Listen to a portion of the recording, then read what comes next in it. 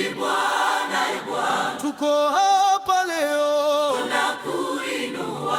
Nilipita milimani na mabondeni, sauti yako ilinifuata, ulinishika mkono kwa pendo. hata nilipoanguka chini, ulinifuata, uliniinua. Sauti yako ni tamu rohoni, unipa uzima mpya. nikiita jina lako Bwana, ninapata nguvu tena. nitasimama na wewe Bwana, sitaogopa kamwe.